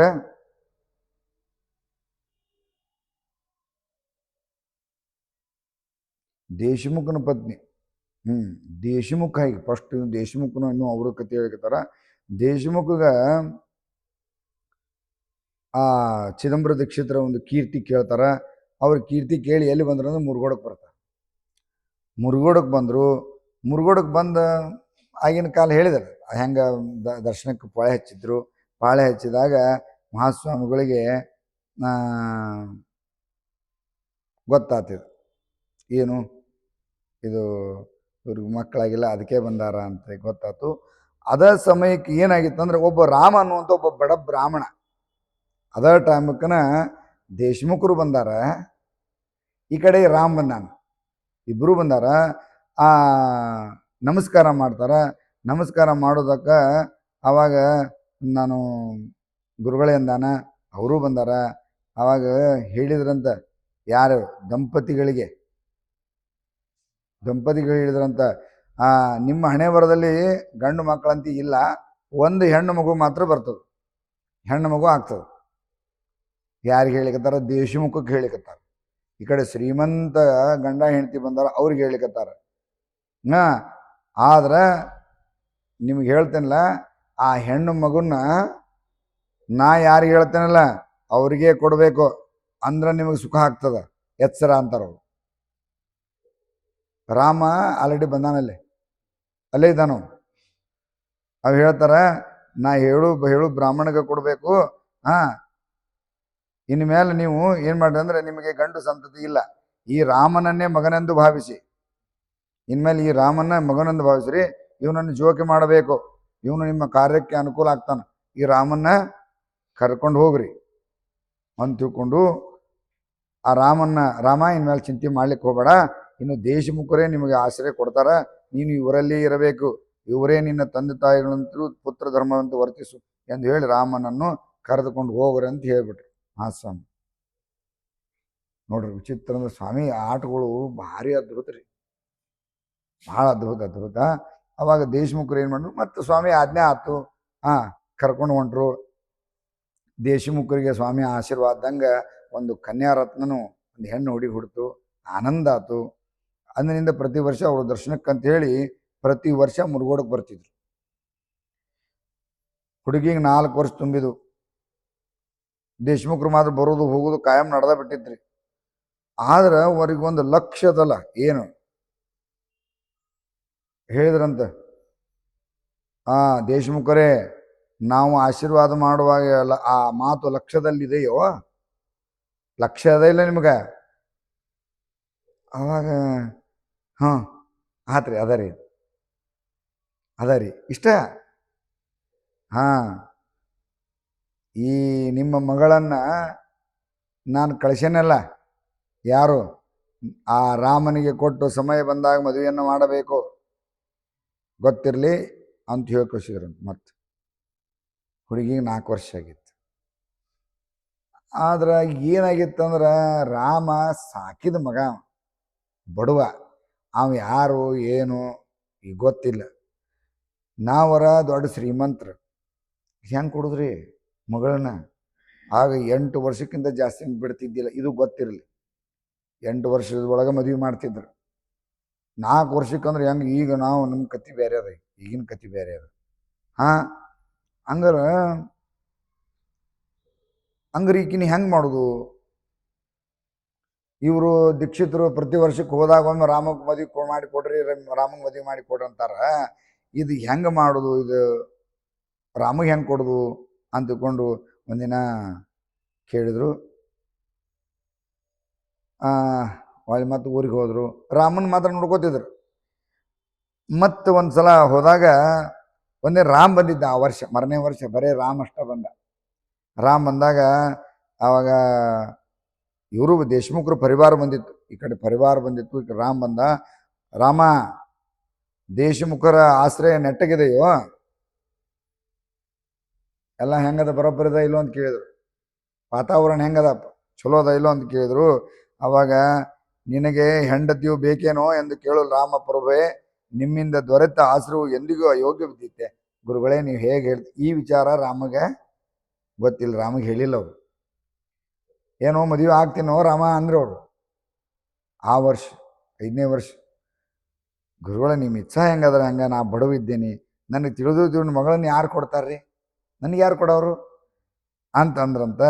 ಅವಾಗ ಏ ರಾಮ, ದೀಕ್ಷಿತರು ಹೇಳಿದ, ಏ ರಾಮ, ಆ ದೇಶಮುಖರ ಮಗಳೇ ನಿನ್ನ ಹೆಂಡತಿ, ಅವಳ ಮದುವೆ ನಿನ್ನ ಜೋಡಿನ ಆಗ್ಬೇಕಂತಕೊಂಡು ಬ್ರಹ್ಮನ ಇಚ್ಛಾ ಅದ ಅದು. ಬ್ರಹ್ಮ ಸೂತ್ರ ಅದ ಅದು. ಹಿಂಗಾಗಿ ಇವರೇ ನಿನ್ನ ಮಗಳನ್ನ ಕೊಡೋರು, ಚಿಂತಿ ಬಿಡ. ನಾ ಆಶ್ರಯ ಆಗಿರು, ಅವ್ರು ದೊಡ್ಡ ಶ್ರೀಮಂತರು, ಅವ್ರದ್ದು ಕ್ವಾಟಿ ಕೊತ್ಲುಗಳೇನು, ಅವ್ರ ಅರಮನೆ ಏನು, ಅಂಥದ್ರೊಳಗೆ ಅವ್ರು ನನ್ನನ್ನು ನಾ ಸೇವಾ ಮಾಡ್ಕೊಂಡು ಇರ್ಲಿಕ್ಕೆ ಹೋಗೇನಲ್ಲಿ, ಹೆಂಗೆ ಕೊಡ್ತಾರ ಅದು ಅಂತ ತಿಳ್ಕೊಂಡು ಆಶ್ಚರ್ಯಪಟ್ಟ. ಅವಾಗ ಸ್ವಲ್ಪ ಟೈಮ್ದಾಗ ಇದೇನು ಹೇಳಿದ್ರಲ್ಲ, ಹೇಳಿದ ತಕ್ಷಣ ಇಷ್ಟು ದಿನ ಅವ್ನು ಗೊತ್ತಿಲ್ಲಾರ್ದಂಗೆ ಹೆಂಗೋ ನಡೆದಿತ್ತು. ಅಲ್ಲಲ್ಲ, ಇನ್ನು ಇದು ಗದ್ಲು ಹಿಡಿತಂದ್ರು. ಇಷ್ಟು ದಿನ ಸುಮ್ಮನಿದ್ವಿ, ಇನ್ಮೇಲೆ ನಾವು ಇನ್ನು ಹೊಳ್ಳೆ ಹೋದ್ವಿ ಅಂದ್ರೆ ಇವರು ಮತ್ತು ಮದುವೆ ಸುದ್ದಿನ ಮಾತಾಡ್ತಾರೆ, ಅದಕ್ಕೆ ಇನ್ಮೇಲೆ ಹೋಗೋದೇ ಬೇಡ ಅಂದ್ರು. ಆ ಮರನೇ ವರ್ಷ ಇವರು ಮದುವೆ ಹೋಗಲೇ ಇಲ್ಲ. ಸ್ವಲ್ಪ ದಿನ ಹೋತು, ಈ ಕಡೆ ಜನ ಜಾತ್ರೆ ಚಲೋ ಆಗಿತ್ತು. ದೀಕ್ಷಿತರ ಹತ್ರ ಭಾಳ ಜನ ಬರ್ಲಿಕ್ಕತ್ತು. ದೇಶಮುಖ ಸಹಿತ ಇದ ಸಂಧಿ ವಿಚಾರ ಮಾಡಿ ಏನು ಮಾಡಿದ ಅಂದ್ರೆ, ಸ್ವಾಮಿದು ನಮ್ಮ ಕಡೆ ಲಕ್ಷ್ಯ ಇಲ್ಲ ಅಂತ ತಿಳ್ಕೊಳಂತ ಅನ್ಕೊಂಡಿದ್ರಂತವ್ರು. ಸ್ವಾಮಿದ್ರ ಗದ್ಲು ಭಾಳ ಅದ, ಅವ್ರು ಏನು ಅವಾಗ ಒಂದಿಷ್ಟು ಕಡಿಮೆ ಇತ್ತು, ನಾ ಅಷ್ಟ ಇದ್ವಿ, ಈಗೇನು ಭಾಳ ಅದಾಳ, ಆ ಕಡೆ ಏನು ಇರ್ಲಿಕ್ಕಿಲ್ಲ ಅಂತ ಹೇಳಿ ಬಡ ಏನು ಮಾಡಿದ್ರು, ಇಲ್ಲಿ ಒಂದು ವ್ಯವಸ್ಥೆ ಮಾಡಿಬಿಟ್ರು. ಚಲೋ ಒಂದು ಅವರ ಸಂಬಂಧಪಟ್ಟಂಗೆ ಶ್ರೀಮಂತ ಒಬ್ಬ ವ್ಯಕ್ತಿಯನ್ನು ನೋಡಿದರು, ಹುಡುಗನ ನೋಡಿದರು. ಹುಡುಗನ ಜೋಡಿ ಮದುವೆನ ಫಿಕ್ಸ್ ಆಯ್ತು. ಮದುವೆ ಮಾಡ್ಲಿಕ್ಕೆಲ್ಲ ಮುಹೂರ್ತ ರೆಡಿ ಮಾಡಿದರು. ಬೀಗರು ಬಿಜ್ಜರು ಬಂದರು. ಎದುರುಗಳು ಪೂಜಾನೂ ಆಯ್ತು. ಅಲ್ಲಿ ಪೂಜೆ ಆಯ್ತು. ಏನು ವಿಚಿತ್ರ ಅಂತ ಕೇಳಿದ್ರೆ, ಯಾರು ಮದುವೆ ಆಗ್ಬೇಕಾಗಿತ್ತಲ್ಲ ಆ ಹುಡುಗಗೆ ರಾತ್ರಿ ಜ್ವರ ಬಂದ್ಬಿಟ್ಟು, ಹುಡುಗ ಗದಗದಾಗ ನಡಿಗೆ ಜ್ವರ ಬಂದು ಮಲಗಿಬಿಟ್ಟ. ಹಂಗಾರೆ ಇದೇನೋ ಅಪಶಕನ ಅಂತ ತಿಳ್ಕೊಂಡು ಆ ಬೀಗರು ಬಿದ್ರು ಏನು ಮಾಡಿದ್ರು, ಇದೇನೋ ಗದ್ಲು ಬೇರೆ ಅದ ಇಲ್ಲೇ, ನಾವು ಈ ಮದುವೆನೇ ಬೇಡ ಅಂತ ತಿಳ್ಕೊಂಡು ಮದುವೆ ಕ್ಯಾನ್ಸಲ್ ಮಾಡಿ ಸೀದಾ ಹೋಗ್ಬಿಟ್ರು. ಇದು ಇದು ಒಮ್ಮೆ ಸುದ್ದಿ ಹಿಂಗೆ ಬಡ್ದುಕೊಳ್ಳೋ ಮನ್ಸಿಗೆ ಅವ್ರಿಗೆ ನೋವು ಆತ್ ನಾವು. ಅಯ್ಯೋ ನಾವು ಏನೋ ತಪ್ಪು ಮಾಡಿದ್ವೇನು, ನಾವೇನೋ ತಪ್ಪು ಮಾಡಿರಬೇಕು ಅಂತ ತಿಳ್ಕೊಂಡು ಮತ್ತು ವಿಚಾರ ಮಾಡಿದರು. ಇದೇನೋ ಹಿಂಗೆ ಆಗ್ಯದ ಅಂದಮೇಲೆ ನಾವೇ ತಪ್ಪು ಮಾಡಿದ್ವಿ, ಮತ್ತು ಸ್ವಾಮಿ ಹೇಳಿದಂಗೆ ಮಾಡ್ಬೇಕು ಅನ್ನಿಸ್ತದ, ನಾವೇನೋ ತಪ್ಪು ಮಾಡಿದ್ವಿ ಅಂತ ತಿಳ್ಕೊಂಡು ಇದ್ಯಾಕೆ ಹಿಂಗಾತು, ಯಾಕಂದ್ರೆ ಇದು ಆರಾಮಿದ್ದಾವ, ಇದು ಸ್ವಾಮಿ ಮಾತು ಮಾಡಿದ್ದಕ್ಕೆ ಹಿಂಗಾಗ್ಯದ ಅಂತ ತಿಳ್ಕೊಂಡು ವಿಚಾರ ಮಾಡಿ ಹಂಗೆ ದೀಕ್ಷಿತರಂಗೆ ಏನು ರಾಮಗ ಕೊಡೋಣನು ಅಂತ ತಿಳ್ಕೊಂಡು ವಿಚಾರ ಮಾಡಿದ್ರು. ಮತ್ತ ವಿಚಾರ ಚಕ್ರದಲ್ಲಿ ಸಿಕ್ಕು ಭ್ರಮಿಸತ್ತಿದ್ದಂದ್ರೆ ಸುವಿಚಾರ ಮಾರ್ಗವು ಎಂದೂ ಸಿಗುವುದಿಲ್ಲ. ಯಾವಾಗ ಯಾರಿಗೆ ಸಂಶಯ ಅನ್ನುವಂಥದ್ದು ಒಂದು ಸಿಕ್ತಲ್ಲ, ಭ್ರಮ ಸಿಕ್ತಂದ್ರೆ ಒಳ್ಳೆ ಒಳ್ಳೆ ವಿಚಾರಗಳು ಬರಂಗಿಲ್ರಿ ಮನುಷ್ಯಾಗ. ಒಂದು ಕೆಟ್ಟ ವಿಚಾರ ಮಾಡ್ಲಿಕ್ಕೆ ಕೆಟ್ಟ ವಿಚಾರ ಬರ್ತದೆ, ಚಲೋ ವಿಚಾರ ಮಾಡ್ಲಿಕ್ಕೆ ಅದ್ರ ಚಲೋನ ಬರ್ತದೆ. ನಾವು ನಮ್ಮದು ವಿಚಾರಗಳು ಹಂಗಿರ್ತಾವು. ಅವಾಗ ರಾತ್ರಿ ಹಂಗೆ ವಿಚಾರ ಮಾಡಿದ್ರು. ಮುಂದೆ ಸ್ವಲ್ಪ ದಿನ ಆಗಿತ್ತು, ಕುಸುಗಲ್ನೊಳಗೆ ಒಂದು ವರ ಸಿಕ್ತು, ಒಂದು ಚಲೋ ವರ ಕುಸುಗಲ್ನೊಳಗೆ ಸಿಕ್ತು. ದೇಶಮುಖರು ಪರಿವಾರದೊಂದಿಗೆ ಕುಸುಗಲ್ಲಿಗೆ ಬಂದರು. ಸ್ವಾಮಿನೂ ಅಲ್ಲೇ ಇದ್ದಾರಂತ ಗೊತ್ತಾಗಿತ್ತು, ಕುಸುಗಲ್ದೊಳಗಿದ್ರು ಅನ್ನೋದು ಗೊತ್ತಿತ್ತು. ಆ ಕಡೆ ಏನು ಸ್ವಾಮಿ ಹೇಳಿದ ಲಕ್ಷ್ಯ ಇಲ್ಲ. ಎಲ್ಲಿದೆ ಕುಸುಗಲ್ನಾಗ, ಹುಡುಗನ ಅಲ್ಲಿದೆ, ಶ್ರೀಮಂತರ ಹುಡುಗ ಎರಡನೇದಿದೆ, ವ್ಯವಸ್ಥೆ ಮಾಡಿಬಿಟ್ರು. ಎಲ್ಲ ಗೊತ್ತಿತ್ತು. ಸ್ವಾಮಿ ದೀಕ್ಷಿತ ದರ್ಶನಕ್ಕೆ ಹೋದ್ರೆ ಮತ್ತೆ ಸಂಕಟ ಬರ್ತದೆ ಅಂತ ತಿಳ್ಕೊಂಡು ಅವ್ರ ಕಡೆ ಹೋಗಲೇ ಇಲ್ಲ, ದೇಶಮುಖರು ಹೋಗಲೇ ಇಲ್ಲ. ಮದುವೆದು ಎಲ್ಲ ನಡೀತು, ಶ್ರೀಮಂತ ಪೂಜೆ ಆಯ್ತು, ಗೌರಿ ಪೂಜೆ ಆಯ್ತು. ಇನ್ನೇನು ಆ ಹುಡುಗಿನ ಕರ್ಕೊಂಬಂದು ಇನ್ನು ಹುಡುಗಗೆ ಎದುರಿಗೆ ಇನ್ನೇನು ಸುಮೂರ್ತೆ ಸಾವಧಾನ ಅನ್ನೋದು ಉಳಿದಿತ್ತು. ಆಕಿನ ಕರ್ಕೊಂಬರ್ಬೇಕಂತ ಇನ್ನೂ ಒಳಗೆ ಹೋದ್ರು. ಹುಡುಗಿ ಜ್ವರ ಬಂದು ನೆತ್ತಿಗೆ ಜ್ವರ ಹೇಳಿ ಗಣ ತಿರುಗಿ ಬಿದ್ದು ಬಿಟ್ಲು. ಉಸಿರ ಇಲ್ಲ, ಮ್ಯಾಲಿನ ಮ್ಯಾಲ ಉಸಿರ, ಕೆಳಗಿನ ಉಸಿರು ಕೆಳಗಾಗ್ಬಿಟ್ಟದ. ಅವಾಗ ಬೀಗರು ಈ ಅನರ್ಥ ನೋಡಿ ಇದು ಏನೋ ಗದ್ಲದ, ಇದು ಬೇಡ ಬೇಡ ಅಂತ ತಿಳ್ಕೊಂಡು ಆ ವರಾನೂ ಬಿಟ್ಟು ಹೋಗ್ಬಿಡುತ್ತೆ. ಅವಾಗಿದು ಸ್ವಾಮಿನ ತಮ್ಮ ಹತ್ರ ಇಟ್ಕೊಂಡು ಇಷ್ಟು ಗದ್ದಲ ಮಾಡ್ಲಿಕ್ಕತ್ತಾರಲ್ಲ, ನಾವು ಎಷ್ಟು ಮೂರ್ಖರಿದ್ದೇವಿ. ಅವಾಗ ಅಲ್ಲಲ್ಲ ಏನೋ ಗದ್ದಲ ನಡೆದ ಇದು. ಇನ್ನು ಮ್ಯಾಲ ಮಹಾಸ್ವಾಮಿ ಇಚ್ಛಾ ಇಲ್ದಂಗೆ ಒಂದು ಹುಲ್ಲು ಕಡ್ಡಿನೂ ಅಳಗ್ಯಾಡದಲ್ಲ, ಅವ್ರೇನೋ ಭಗವಂತನೇ ಇದ್ದಾರವರು, ನಾವು ತಪ್ಪು ಮಾಡೇವು ಅಂತಿಕೊಂಡು ಮತ್ತೆ ಓಡಿ ಹೋಗಿ ಅವ್ರಿಗೆ ಇದಕ್ಕೇನು ಉಪಯೋಗ ಮಾಡ್ಬೇಕಂದಾಗ ಅಕ್ಕಿಗೂ ಅವ್ರ ಅವ್ರ ಗಡಾಗಿ ಹೋಗಿತ್ತು. ಇದು ಬೇಡ ಬೇಡ ಅಂತ ತಿಳ್ಕೊಂಡು ನಾವು ಎಂಥ ತಪ್ಪು ಕೆಲಸ ಮಾಡಿದ್ವಿ, ಇನ್ನು ಮೇಲೆ ಇದನ್ನು ಮಾಡೋದು ಬೇಡ ಅಂತ ತಿಳ್ಕೊಂಡು ಹೋಗಿ ಇನ್ನು ರಾಮಗ ಮದುವೆ ಮಾಡಿದ್ರೆ ಆತು ಅಂತ ತಿಳ್ಕೊಂಡು ಸೀದಾ ಮತ್ತೆ ಮಹಾಸ್ವಾಮಿ ಹತ್ರಕ್ಕೆ ಬಂದು ಕ್ಷಮಾ ಕೇಳಿ ರಾಮನ ಜೋಡಿನ ಮದುವೆ ಮಾಡೋಣ ಅಂತ ತಿಳ್ಕೊಂಡು ನಿರ್ಣಯ ಮಾಡ್ತಾರೆ. ನಾ ಇಷ್ಟು ದಿನ ಗುರುಗಳೇ ನಿಮ್ಮ ಮಾತನ್ನು ಮೀರಿ ನಾನು ಮಾಡಬಾರ್ದು ಅನಾಹುತವನ್ನು ಮಾಡಿದೆ, ಅದಕ್ಕೆ ಇನ್ನು ಮೇಲೆ ಇನ್ನಾದರೂ ರಾಮನಿಗೆ ನಿಮ್ಮ ಮಗಳನ್ನ ಕೊಡುವಿರಾ ಅಂತ ಕೇಳಿದ್ರಂತೆ. ಹಳ್ಳಿ ಕಳುದನ್ನು ನೋಡಿ ಆತ್ರಪ್ಪ ಆಗೋದಾಗ್ಯದ, ಇನ್ನು ಮೇಲಾರ ರಾಮಕ್ಕೆ ಕೊಡ್ತೀರೇನು ಅಂದಾಗ ಖಂಡಿತ ಕೊಡ್ತೇವಿ. ಹಂಗಾರೆ ಇನ್ನು ರಾಮಗೆ ಕೊಡ್ತೇವೆ ಅಂತ ತಿಳ್ಕೊಂಡು ನೀರು ಬಿಡಂದ್ರಂತ. ಬರೇ ಕೊಡ್ತೇವೆ ಅನ್ನಂಗಿಲ್ಲ, ರಾಮಗೆ ಕೊಡ್ತೇವೆ ಅಂತ ತಿಳ್ಕೊಂಡು ನೀನು ನನ್ನ ಮುಂದೆ ನನ್ಗೆ ನೀರು ಬಿಡು ಅಂದ್ರ. ಯಾಕಂದ್ರೆ ನಿನಗೆ ಮತ್ತೆ ಯಾವಾಗ ಹಳಸ್ತೀವಿ ಗೊತ್ತಿಲ್ಲ, ಕೊಡು ಅಂದಾಗ ಆಯಿತು ಅಂತ ತಿಳ್ಕೊಂಡು ಹೊಳ್ಳಿ ಇಬ್ಬರು ಆ ನೀರು ಬಿಟ್ಟರು. ಅವಾಗ ಹೇಳಿದ್ರಂತ, ಏ ರಾಮ, ಇನ್ನು ಇವಳು ನಿನ್ನ ಹೆಂಡತಿ ಆಗ್ತಾಳೆ, ಇವಳನ್ನ ನೆಟ್ಟಿಗೆ ನೋಡಿಕೋಬೇಕು ಅಂತ ಆರ್ಡರ್ ಮಾಡಿದ್ರಂತ. ಆಯಿತು ಗುರುಗಳೇ ಅಂತ ತಿಳ್ಕೊಂಡು ರಾಮ ಅಲ್ಲೇ ಆಯಿತು ಅಂತಾನ. ಅವಾಗ ಆಕಿ ಅದು ಮೂರ್ಛೆ ಬಂದ ಹೆಣ್ಮಗಳು ಎದ್ದಿದ್ದೇ ಇಲ್ಲ, ಇನ್ನೂ ರಾಮನ ಹೆಂಡತಿ ಆ ಹುಡುಗಿ ಇನ್ನೂ ಎದ್ದಿದ್ದೇ ಇಲ್ಲ. ಹೋಗು ಈಗಿನ ಕರ್ಕೊಂಡು ಹೋಗಂದ್ರು. ಕರ್ಕೊಂಡು ದುರ್ಗಾ ದೇವಾಲಯ ಇತ್ತು, ಆಕಿನ್ನ ಕರ್ಕೊಂಡು ಹೋಗ್ತಾನ. ಹೋಗಿ ಬಾಗಿಲ ಹಾಕ್ಕೊಂಡ, ದುರ್ಗಾದೇವಿ ಗುಡಿಗೆ ಹೋಗಿ ಬಾಗಲ್ ಹಾಕ್ಕೊಂಡು ಆಕಿನ ಸ್ತೋತ್ರ ಮಾಡ್ತಾನ. ಆವಾಗ ಭಗವಂತ ಬಂದು ಆ ಕೊಡಿಗೆ ಆಕಿ ಮೇಲಿಂದ ಒಂದಿಷ್ಟು ಒಳಗೆ ಭಗವಂತನ ಚಿದಂಬರನೇ ಬಂದು ಹೊಳ್ಳಿ ಆಕಿಗೆ ಮತ್ತು ಸ್ಪರ್ಶ ಮಾಡ್ತಾನ, ಭಸ್ಮ ಹಚ್ತಾನ. ಅಲ್ಲಿ ಬಂದ ಕಳ ಅವ ಕೂಸು ಹೊಳ್ಳಿ ಮತ್ತೆ ಎದ್ದು ಕೂಡ್ತದ. ಎದ್ದು ಕೂತ ಮೇಲೆ ಎಲ್ಲರನ್ನೂ ಗೊತ್ತು ಹಿಡಿತದೆ, ಯಾಕಂದ್ರೆ ಅದು ಜೀವ ಹೋಗೇ ಬಿಟ್ಟಿರ್ತದೆ. ಎಲ್ಲರೂ ಏನಾಗಿತ್ತು, ಆಯ್ನ ಸತ್ಯ ಹೆಣಕ್ಕೆ ಹೆಣ ಜೋಡಿ ಹೆಂಗೆ ಮಾಡ್ತಾರ ಅಂದು ಜಗತ್ತು ಅಲ್ಲೆಲ್ಲ ಅನ್ಲಿಕ್ಕತ್ತಿತ್ತು. ಆ ಕ್ಷಣದಾಗ ಆಕಿನ ಕರ್ಕೊಂಡು ಹೋಗಿ, ಇದು ರಾಮ ಬರೇ ರಾಮ ಕರ್ಕೊಂಡು ಹೋದ. ಈಗ ಚಿದಂಬರ ಬದುಕಿಸಿದನ್ಲಿಲ್ಲ ಅವಾಗ. ರಾಮ ಎಂಥ ಭಕ್ತಿ ಇದ್ದಾನವ ನೋಡು, ದೇವಿ ಗುಡಿಗೆ ಹೋದ, ಆ ಹುಡುಗಿನ ಕೈ ಹಿಡಿದು ಕರ್ಕೊಂಬಂದ. ಜನಕ್ಕೆ ಭಾಳ ಅದು. ಆದ್ರೆ ಅವ್ನಿಗೆ ಗೊತ್ತಿತ್ತು ನನ್ನ ಚಿದಂಬರನೇ ಈಕಿನ ಕಾಪಾಡಿದ ಅನ್ನುವಂಥದ್ದು ಅವ್ನಿಗೆ ಗೊತ್ತಾಯ್ತು. ಅಲ್ಲಿಂದ ಭಾಳ ಆನಂದದಿಂದ ಮದುವೆ ಮಾಡಿ ಆ ಸಮಸ್ತ ಆಸ್ತಿಯನ್ನು, ಯಾಕೆ ಅವನಿಗೆ ಹೋಗ್ತಾ ಗೊತ್ತಿತ್ತು ಏನು ಅಲ್ಲಿವರೆಗೆ ಇಷ್ಟು ದಿನ ಅವ್ರೇನು ನೋಡ್ರಿ ಹೆಂಗಿರ್ತದಂತಂದ್ರೆ ಸ್ವತಃ ಮಹಾಸ್ವಾಮಿಗಳೇ ಗೊತ್ತಿರಲಿ. ಯಾಕಂದ್ರೆ ಇವು ನಡೆದಂಥ ವಿಚಾರ ಸ್ವತಃ ಮಹಾಸ್ವಾಮಿನ ನಿಂತು ಆ ಮಗಳ ಸೀರಿಗೂ ಆ ರಾಮನ ಧೋತ್ರಕ್ಕೂ ಗಂಟು ಹಾಕಿ ಅವರು ಇಬ್ಬರು ಮದುವೆಯನ್ನು ಸ್ವತಃ ಸ್ವಾಮಿನ ನಿಂತು ಮಾಡಿದ್ರು. ಹೀಗಾಗಿ ನೋಡಪ್ಪ, ಗಂಟು ಕಟ್ಲಿಕ್ಕತ್ತಾರ ಹೇಳಿದ್ರಂತ ದೇಶಮುಖರೇ, ಈಗ ಮತ್ತು ಈ ಕಟ್ಲೆ ಬೇಡ ಅಂತ ಕೇಳಿದ್ರಂತೆ. ಮಹಾಸ್ವಾಮಿ ಭಾಳ ಸೂಕ್ಷ್ಮವರು. ಗಂಟು ಕಟ್ಲೋ ಅಂತ ಕೇಳಿದ್ರಂತೆ. ಈಗಾದ್ರೂ ಹ್ಞೂ ಅಂತಿರೋ ಇಲ್ಲೋ ಅಂತ. ಇಷ್ಟೆಲ್ಲ ನಡೆದದ. ಹುಡುಗಿನ ಬದುಕಿಸ್ಯಾರ, ಈಗ ಒಪ್ಕೊಂಡವ್ರ. ಆದರೂ ಇನ್ನೊಮ್ಮೆ ಗಂಟು ಕಟ್ಟೋ ಮುಂದೆ ದೇಶಮುಖರೇ ಕಟ್ಬೋದೇ ಅಂದ್ರಂತ. ಗುರುಗಳೇ ಖಂಡಿತ ಕಟ್ರಿ, ಖಂಡಿತ ನಮ್ಮ ಮನಸಾರ ಕೊಟ್ಟೇವಿ ಮಗಳನ್ನ ಅಂತಂದಾಗ ಅವತ್ತಿಂದ ಮಾಡಿ ಮದುವೆಯನ್ನು ಆನಂದವಾಗಿ ಮಾಡಿದರು. ಮತ್ತೊಮ್ಮೆ ಹೇಳಿದ್ರಂತ, ಅಯ್ಯ ರಾಮ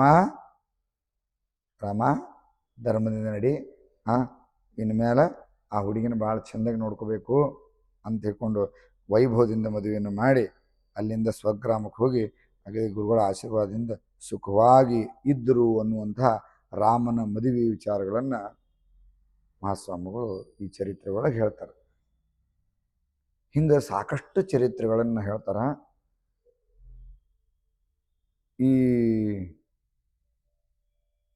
ಚರಿತ್ರೆ ಒಳಗೆ ಇಲ್ಲೇ ಆಗಿನ ಸಮಯದ ವಿಚಾರ ಹೆಂಗಿದ್ದು ಅಂತಂದ್ರೆ, ಇದು ಚರಿತ್ರೆ ಪುಸ್ತಕ ಹೆಂಗದಪ್ಪ ಅಂತ ಕೇಳಿದ್ರೆ ಭಾಳ ಹಳೇದಿರೋದ್ರಿಂದ ಇದ್ರೊಳಗೆ ಕೆಲವೊಂದು ಶಬ್ದಗಳು, ಕೆಲವೊಂದು ವಾಕ್ಯಗಳು ಹೆಂಗೆ ಬಂದಾವಂದ್ರೆ ಸ್ವಲ್ಪ ಮರಾಠಿ ಮಿಕ್ಸ್ ಅವ. ಯಾಕಂದ್ರೆ ಇದು ಸುಮಾರು ಒಂದು 100 ವರ್ಷದ ಹಿಂದಿನ ಬುಕ್ ಅದ ಇದು. ನಾವು ಹಿಂದೆ ಓದ್ತಿದ್ವಿ. ಇವತ್ತು ನಿಮಗೆ ಹೇಳೋ ಇದ್ರೊಳಗೆ ನಾವು ಒಂದಿಷ್ಟು ಇದನ್ನು, ಯಾಕೆ ನಾನು ಬೈಪಟ್ ಮಾಡಿ ಇಟ್ಕೊಂಡು ಹೇಳುವಷ್ಟಲ್ಲ, ಸುಮ್ಮನೆ ನನಗೆ ಓದ್ಕೋತ ಎಷ್ಟು ಸಾಧ್ಯದ ಹೇಳ್ಕೋತ ಬಂದಿರ್ತೀನಿ. ಮತ್ತು ಇದ್ರಾಗ ಇದ್ದಿದ್ದರಿಂದ ಸೇಮ್ ಹೇಳಂಗಿಲ್ಲ, ಹೇಳಲಿಕ್ಕೆ ಆಗೋಲ್ತಿ. ಯಾಕಂದ್ರೆ ಇದನ್ನು ನಾನು ಓದಿ ನಂದೇ ಆಗಿರೋ ಭಾಷಾದೊಳಗೆ, ಯಾಕೆ ನನಗೆ ಹೆಂಗೆ ಅರ್ಥ ಆಗ್ತದೆ ಹಂಗೆ ಹೇಳ್ಬೇಕಾಗ್ತದೆ. ಹಂಗೆ ಯಥಾಶಕ್ತಿ ನಮ್ಮ ಭಾಷಾದೊಳಗೆ ಹೇಳ್ತಿರ್ತೀನಿ. ಇದು ಭಾಳ ನಾಳೆಗೆ. ಮತ್ತು ಯಾಕಂದ್ರೆ ಇಲ್ಲಿ ಮುಂದೆ ನಾಳೆ ಹುಬ್ಳಿಗೆ ಬರ್ತಾರೆ. ಅಲ್ಲಿನ ಕುಸುಗಲ್ಲು ಇನ್ನೂ ಸಾಕಷ್ಟು ಪವಾಡಗಳಾಗ್ಯಾವ. ಆ ಪವಾಡಗಳ ಕತೆ ಬಂದಾಗ ಕುಸುಗಲ್ಲಿಂದು ವಿಚಾರಗಳನ್ನು, ಆಮೇಲೆ ಹುಬ್ಬಳ್ಳಿಗೆ ಬಂದಾಗ, ಧಾರವಾಡಕ್ಕೆ ಬಂದಾಗ ಧಾರವಾಡದ ಒಂದಿಷ್ಟು ಪವಾಡಗಳನ್ನು, ಆಮೇಲೆ ಹಂಗೆ ಹಂತವಾಗಿ. ಯಾಕಂದ್ರೆ ರಾಜಾರಾಮ್ ಮಹಾರಾಜರು ಬರೆದಿದ್ದು ಭಾಳ ಬರೆದಾರ. 3000 ಚರಿತ್ರೆಗಳು ಅವು. ಅವನು ಹಂತವಾಗಿ ಎಷ್ಟು ಸಾಧ್ಯದೋ ಅಷ್ಟು ಮೇಲಕ್ಕೆ ಹಾಕೋಣಂತ. ಉಳಿದಿದ್ದನ್ನು ನಾಳೆಗೆ ನೋಡೋಣ. ಔದುಂಬರಣಿಮಾಜ ಭಕ್ತಾ ವಿಮಾನಿ ರಾಜಾಧರಾಜ ಸದ್ಗುರು ಶಿವಚಿದಂಬರೇಶ್ವರ ಮಹಾರಾಜ್ ಕಿ ಜಯ.